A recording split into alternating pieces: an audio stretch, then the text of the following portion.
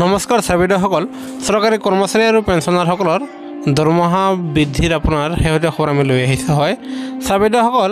আপোনালোকে যিহেতু বৰ্তমান 46% দৰে মৰ্গে বনাছ লাভ কৰি আছে সেয়েহে নৱবৰ্ষ 2024 চনত আপোনালোকৰ আকৌ 4% মৰ্গে বনাছ বৃদ্ধি পোৱাটো আপোনাৰ কনফাৰ্ম হৈছে আৰু যাৰ ফলত আপোনালোকৰ মৰ্গে বনাছ 50% হ'ব এয়া নিশ্চয় ভাল খবৰ আৰু যাৰ ফলত আপোনালোকৰ পুনৰ দৰমহা আৰু পেঞ্চনত 4% দৰমহা বৃদ্ধি পাব এতিয়া আমি 2 নম্বৰ খবৰটো ক'বলৈ ওলাইছোঁ যে যেতিয়া আপোনালোকৰ মৰ্গে বনাছ 50% হ'ব তাৰপিছত সেয়া আপোনালোকৰ বেছিক পেৰ হৈতে মাৰ্চ কৰি দিয়া হ'ব আৰু তাৰ ফলত আপোনাৰ নতুনকৈ দিয়ে ঘোষণা কৰিব আৰু এনেকুৱা হ'লে আপোনাৰ কেন্দ্ৰীয় চৰকাৰৰ অধীনৰ কৰ্মচাৰীসকলৰ তেওঁলোকৰ আপোনাৰ ঘৰ ভাড়া ভাত্তাটো আপোনাৰ বৃদ্ধি পাব আনহাতে তেওঁলোকৰ দৰমহাও ভালেখিনি বৃদ্ধি পাব এতিয়া আমি আপোনালোকক আন এটা শেহতীয়া খবৰ দিবলৈ ওলাইছোঁ যে আপোনাৰ বিজেপি শাসিত প্ৰথমখন ৰাজ্য সেয়া হ'ল মহাৰাষ্ট্ৰত আপোনাৰ সিন্ধে চৰকাৰে তেওঁলোকৰ বাজেট অধিৱেশনত OPSৰ কথা ঘোষণা কৰিছে আনহাতে আপোনালোকৰ কাৰণে মানে অসমৰ আপোনাৰ NPSৰ অধীনৰ চৰকাৰী কৰ্মচাৰীসকলৰ লগতে সমগ্ৰ ভাৰতৰ আপোনাৰ পুৰণা পেঞ্চন আঁচনি পুনৰ প্ৰৱৰ্তনৰ আন্দোলন অব্যাহত আছে আৰু যাৰ বাবে এয়া চাওক আপোনাৰ যোৱা 16 ডিচেম্বৰ তাৰিখেও অসমৰ পৰা আপোনাৰ ধৰ্ণা কাৰ্যসূচী প্ৰদৰ্শন কৰা হয় আৰু য'ত আপোনাৰ কৰ্মচাৰী পৰিষদে সেয়া আগভাগ লৈছে আৰু সেয়েহে পুৰণি পেঞ্চন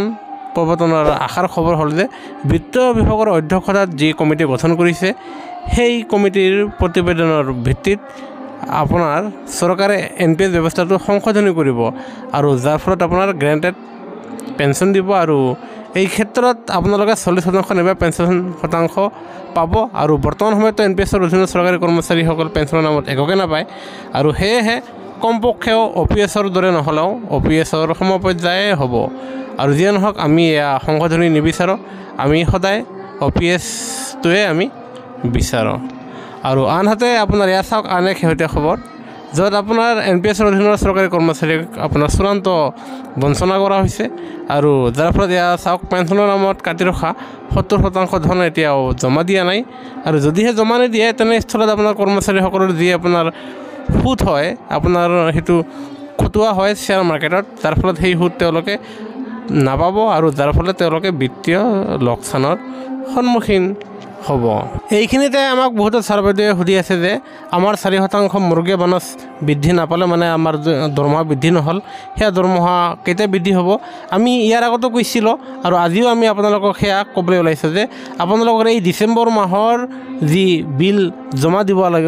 লাগিব আপোনালোকে যি বিল জমা দিব সেই বিলত আপোনালোকৰ 4% দিয়ে ধৰি 46% দৰে আপোনালোকে বিল বনাই আপোনাৰ 25 তাৰিখৰ ভিতৰত জমা দিব লাগিব আৰু যাৰ ফলত এই মাহৰ দৰমহাৰ সৈতে তাৰমানে জানুৱাৰী মাহৰ 10 তাৰিখৰ ভিতৰত ৰাজ্য চৰকাৰৰ অধীনৰ চৰকাৰী কৰ্মচাৰীসকলে দৰমহা লাভ কৰে আপোনালোকৰ এইবাৰ দৰমহা আৰু পেঞ্চন বৃদ্ধি পাব আনহাতে এৰিয়াৰৰ টকাখিনি আপোনাৰ সেই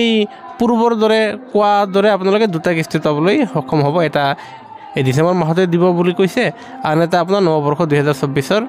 আপোনাৰ এপ্ৰিলত লাভ কৰিব আৰু সেই এপ্ৰিলতে আপোনালোকে আকৌ এটা দিয়ে পাবলৈ সক্ষম হ'ব যাৰ ফলত আপোনালোকৰ আকৌ দৰমহা বৃদ্ধি পাব সেয়েহে গুৰুত্বপূৰ্ণ ভিডিঅ'টো নিশ্চয় এটা লাইক দিব আনহাতে কৰ্মচাৰী আৰু পেঞ্চনাৰসকলৰ সৈতে জড়িত প্ৰতিটো শেহতীয়া খবৰ তথ্য সহকাৰে সকলোতে আগত পাবলৈ আমাৰ চেনেলটো ছাবস্ক্ৰাইব কৰিবলৈ নাপাহৰিব ভিডিঅ'টো চাব ধন্যবাদ জয় অসম।